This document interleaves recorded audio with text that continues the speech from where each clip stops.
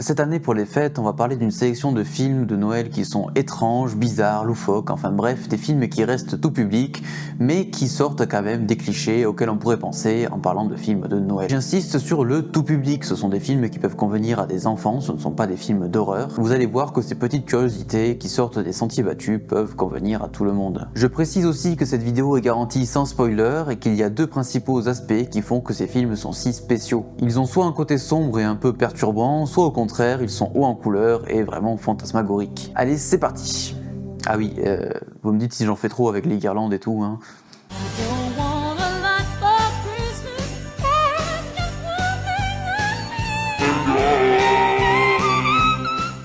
How do you know my name? I know absolutely everything, Frank. You see, I'm the ghost.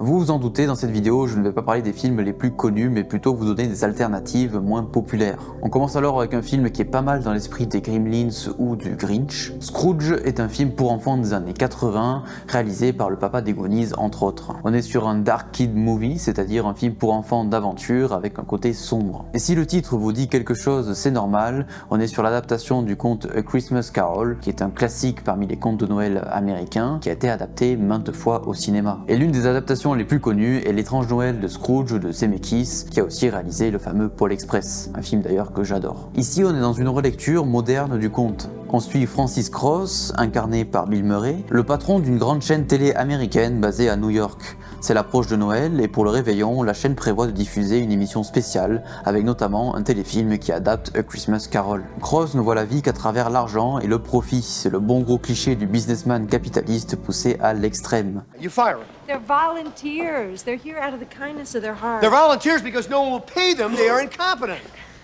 It's Christmas Eve. They're like this every day of the year, I guarantee. Un personnage puant, radin, imbu de lui-même, malhonnête et égoïste. Et comme dans le fameux conte de Noël, trois fantômes vont venir lui rendre visite pour tenter de faire de lui un homme bien. Le fantôme du Noël passé, du Noël présent et du Noël futur. Il lui montre comment il était avant et comment il est devenu un connard. Alors oui, désolé, c'est Noël, mais bon, il n'y a pas d'autre mot. Le début du film a un petit peu de mal à démarrer, mais les dialogues sont assez croustillants. Il y a quelques punchlines et des choses que seuls les adultes peuvent comprendre. La mise en scène et le montage sont assez sages, mais il y a quand même pas mal de transitions assez fluides et des effets spéciaux numériques vraiment qualitatifs pour du 88. Cependant, pour mon plus grand plaisir, le film mise plus sur les effets pratiques. J'entends par là le maquillage et les effets des fantômes qui sont glauques et intrigants. Il y a aussi les décors qui ont un rôle important dans le film pour les mêmes raisons. Et ça, j'ai un peu l'impression que c'est l'une des caractéristiques de ce réalisateur. Alors bien sûr, le film ne manque pas d'humour, la structure narrative est très convenue, mais c'est marrant à petite dose tout le long. Touch me again. I'm gonna rip your goddamn wings off. Okay? You know I like the rough stuff, don't you, Frank? Et la manière dont est amené le fameux dénouement final est assez surprenante, et personnellement à la fin ça m'a bien embarqué dans l'esprit de Noël. Même si on n'est clairement pas face à un chef-d'œuvre, Bill Murray surjoue et l'humour devient à plusieurs reprises assez beauf en fait, surtout avec un regard actuel. Mais je suis sûr que ce film peut vous faire passer un bon moment pendant les fêtes. Il faut pas chercher à voir le Père Noël. Sinon, il se met en colère et il se transforme en ogre. En ogre?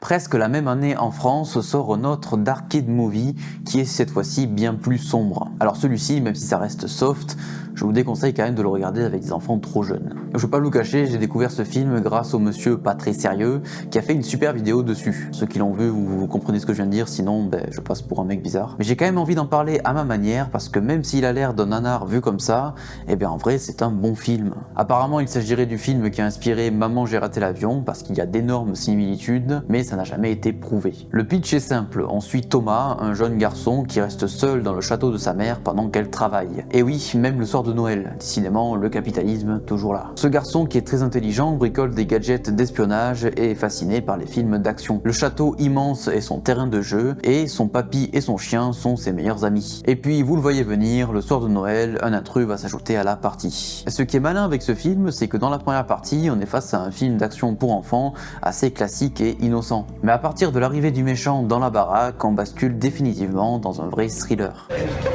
Qu'est-ce que tu racontes? Tu veux jouer avec moi? Ce qui me fait dire que c'est un bon film, c'est que la mise en scène, le montage et la bande sonore sont très bien, ça fonctionne à merveille. On a beaucoup d'obliques, de surcadrage et de travelling, une atmosphère un peu étrange, et parfois ça peut même faire penser un peu à du Spielberg. Bon, alors vite fait, hein, bien sûr, j'exagère pas non plus. On a des scènes de tension qui marchent vraiment.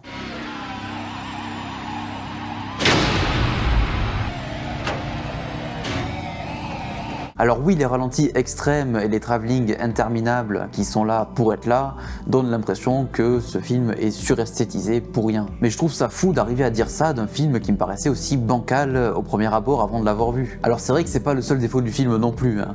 On peut lui reprocher un jeu d'acteur qui est vraiment pas dingue, une intrigue qui tourne un peu en rond et une bonne poignée d'invraisemblances, mais franchement, dans l'ensemble, c'est un bon plaisir coupable. La morale de fin est aberrante, moi perso je l'ai vu avec beaucoup de cynisme et ça m'a fait vraiment rire. Et puis bon, il y a une scène qui on va dire est pas vraiment agréable à regarder. Certains vont détester, mais moi je trouve en réfléchissant un petit peu qu'elle est vraiment nécessaire pour caractériser mieux le méchant du film. On comprend que ce mec bizarre déguisé en Père Noël n'est vraiment pas là pour rigoler, même si à part cette scène, tout le reste de la violence reste hors champ. Pour finir sur 3615 Code Père Noël, je dirais que c'est un bon film pour enfants avertis et qui risque d'en marquer plus d'un. Et sinon, c'est un film parfait pour celles et ceux qui détestent les fêtes de fin d'année. Ce film encule l'esprit de Noël.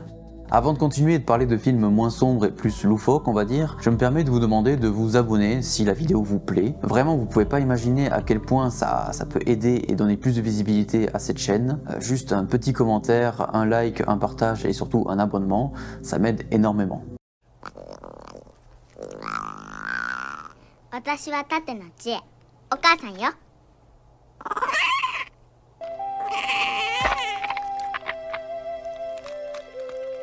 On change totalement d'ambiance avec un film japonais tout mimi qui, comme son titre laisse entendre, met en scène un petit dinosaure. Et oui, c'est souvent dans les films venant du pays du soleil levant qu'on trouve les mélanges et les bizarreries visuelles les plus improbables. Dans celui-ci, on suit Chie, une petite fille qui vit avec son père, sa grand-mère, son chien et son poney. Elle est solitaire et refuse de socialiser avec les autres enfants. La cause de tous ces problèmes est simple, c'est l'absence de sa mère qui l'a abandonnée pour aller travailler à New York. Pour une fois, c'est pas la figure paternelle qui est absente. Et justement, un jour, son père, qui est un pseudo-archéologue, l'amène avec lui en expédition et il trouve un œuf de dinosaure. Après plusieurs manipulations scientifiques, l'œuf éclot et le dinosaure le plus kawaii du monde prend la petite fille pour sa maman. Je m'arrête là en ce qui concerne l'histoire, mais je peux vous dire que sous ces airs de film pour enfants, le film en profite pour nous montrer ce que ferait une société capitaliste avec un petit dinosaure. Et oui, encore une fois, le capitalisme, décidément.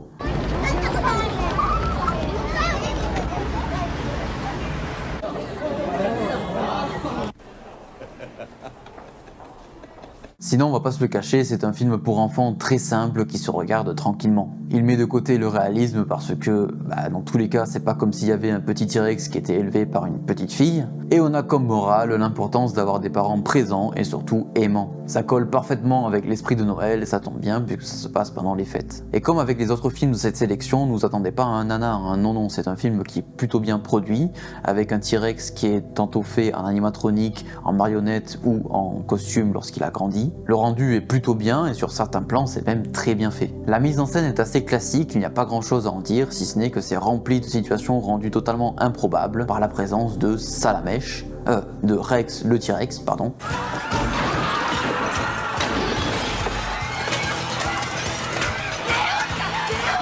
Alors malheureusement vous ne le trouverez qu'en japonais sous-titré anglais, mais rassurez-vous c'est vraiment très simple à suivre. Voilà, c'est une proposition assez unique, mais pas autant que le tout dernier film de cette vidéo. そうだよ外出たいみんなそんなに外へ出たけりゃ外に出てみろ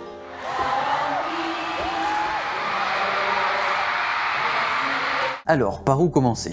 Déjà, peut-être que certains connaissent le réalisateur de ce film, Sion Sono, un japonais qui fait des films de genre à plus ou moins petit budget et qui est très productif. Quentin Dupieux est un petit joueur à côté, croyez-moi, et oui, la comparaison a lieu d'être, puisque c'est aussi des comédies absurdes. Perso, c'est le troisième film que je regarde de ce réalisateur et c'est de loin le plus qualitatif que j'ai vu, parce que forcément, sa filmographie est vraiment irrégulière en termes de qualité de production des films. C'est parfaitement normal lorsqu'on tourne à 2 ou 3 films en moyenne par an. Love and Peace est quasiment impossible à pitcher, mais bon, je peux tenter quelque chose. C'est l'histoire d'un mec qui s'appelle Ryoshi, qui se considère comme un loser parce qu'il a raté sa carrière de rocker. Il vit seul et est harcelé par tous ses collègues de travail. Un jour, il achète une tortue, elle devient son meilleur ami, mais il se passe un drame et ils sont séparés. La tortue atterrit dans les égouts et est recueillie par un SDF alcoolique qui lui donne de la drogue. Et elle rencontre tous les jouets et animaux perdus qui eux aussi sont sous bonbons magiques. Après ça, la tortue va muter et Ryoshi va devenir célèbre en cherchant à la retrouver. Ça, 俺たちはずっと一緒なんだよ. Voilà, ça c'est le début du film sans dévoiler aucun détail. Ah et oui, ça parle aussi des Jeux Olympiques. On dirait un film absurde qui part dans tous les sens, mais en vrai c'est pas exactement ça. Oui c'est drôle, c'est complètement barré, on est dans un film pour enfants où tout est exagéré. Ça fait clairement penser à un manga comique, il doit y avoir un mot en japonais pour ça d'ailleurs que j'ai pas là j'avoue. Il y a plusieurs intrigues entremêlées qui pourraient suffire à chacune d'elles à faire un film. Je veux dire ça pourrait être un film que sur le SDF et ses jouets dans les égouts, ou que sur l'histoire d'amitié entre Ryoshi et la tortue, ou encore un film uniquement basé sur la montée en puissance d'une célébrité. Eh bien non, c'est tout ça en même temps. Et le plus surprenant, c'est que ça tient la route. Chaque intrigue dépend d'une autre, et on n'a pas cette sensation que le film s'éparpille. Il y a beaucoup d'éléments, le rythme est effréné, mais je vous jure que ça reste digeste. Et c'est pour ça que c'est un véritable tour de force. Vous êtes en train de vous dire, ok c'est super, mais c'est quoi le rapport avec Noël ?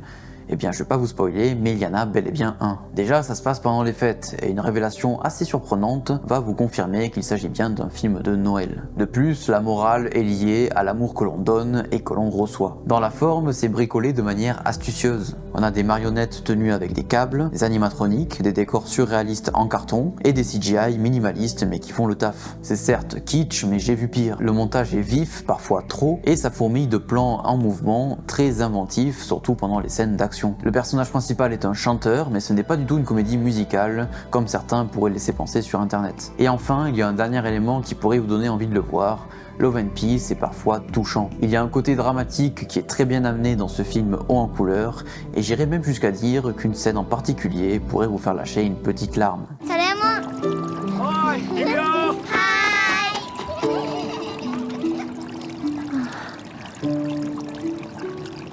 Voilà, avec ces films, vous avez de quoi rajouter un petit peu de folie et d'étrangeté à cette période de fête de fin d'année. Moi je vous souhaite d'être heureux tout simplement, parce que je pense aussi à ceux qui ne fêtent pas Noël ou ne l'aiment pas tout simplement. Et sinon, on se retrouve en janvier pour continuer de parler de cinéma. À bientôt.